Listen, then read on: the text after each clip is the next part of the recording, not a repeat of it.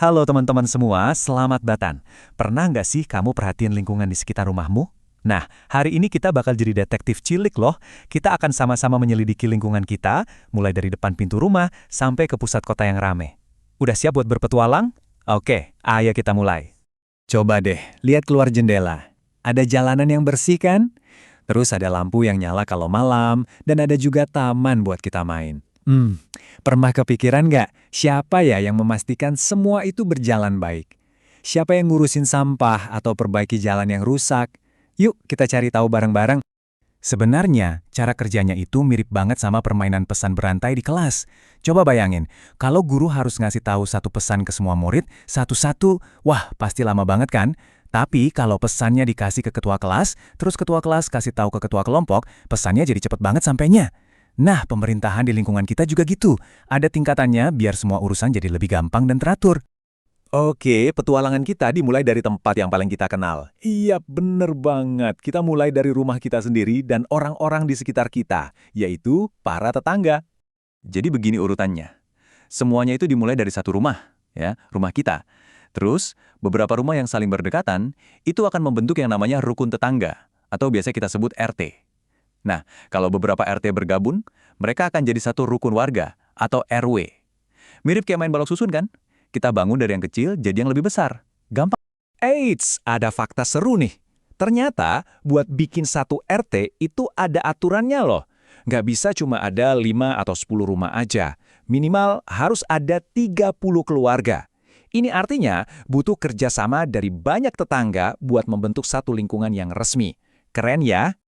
Terus, siapa dong yang jadi pemimpinnya? Nah, ini bagian yang paling keren. Ketua RT dan RW itu dipilih langsung dari tetangga kita sendiri. Mereka dipilih karena mereka yang paling ngerti keadaan di lingkungan kita. Mereka dipilih lewat musyawarah, artinya semua warga kumpul dan diskusi bareng buat milih orang yang paling mereka percaya. Oke, sekarang kita coba lihat dari atas yuk. Anggap aja kita terbang pakai drone imajinasi kita. Kalau beberapa RW tadi digabungkan, kira-kira jadi apa ya? Ayo kita cari tahu. Jawabannya adalah desa atau kelurahan. Mungkin kamu tinggalnya di desa atau bisa juga di kelurahan. Kelihatannya sih mirip, tapi ternyata keduanya itu beda banget loh. Penasaran nggak apa aja bedanya? Nah, lihat tabel ini deh biar gampang. Singkatnya gini, kepala desa itu warga biasa yang dipilih langsung sama semua penduduk desa. Kalau lurah, beliau itu seorang pegawai negeri sipil atau PNS yang ditunjuk sama bupati atau wali kota.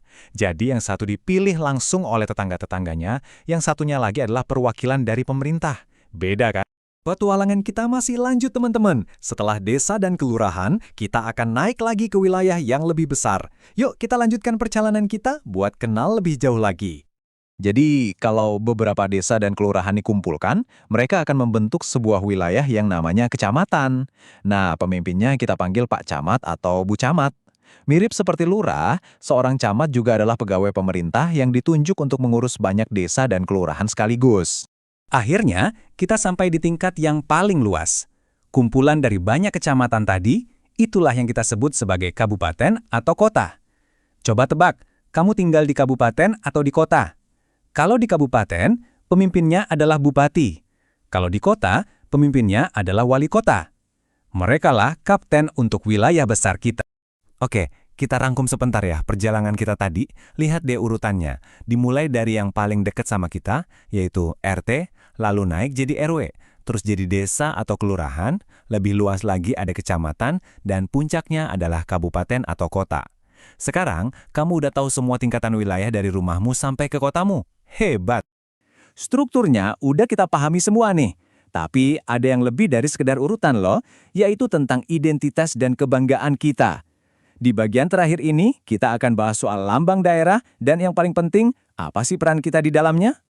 Setiap kota atau kabupaten itu pasti punya logo atau lambang ya. Dan ini tuh bukan gambar biasa aja loh. Lambang ini seperti bendera kebanggaan yang menceritakan semua hal hebat tentang daerah kita. Mulai dari sejarahnya, kekayaan alamnya, sampai kebudayaannya. Wah, keren banget ya. Aku tantang kamu nih. Nanti setelah ini, coba deh cari di internet lambang daerah tempat tinggalmu. Coba perhatikan gambarnya. Ada gambar gunung, itu artinya alam di daerahmu indah. Ada padi dan kapas, wah, artinya tanahnya subur. Setiap gambar di dalamnya itu punya cerita sendiri tentang daerahmu. Jadi, semua pemimpin yang sudah kita bahas tadi, mulai dari ketua RT sampai bupati atau wali kota, mereka semua itu bekerja untuk kita loh. Tugas mereka adalah memastikan lingkungan kita aman, ada sekolah yang bagus, layanan kesehatan yang baik, dan yang paling penting, mereka mau mendengarkan kita semua.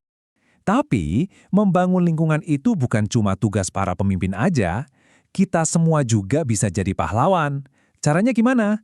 Dengan semangat gotong royong. Ini adalah kekuatan super khas Indonesia. Misalnya, waktu kita kerja bakti bareng-bareng membersihkan lingkungan, kita sedang bergotong royong.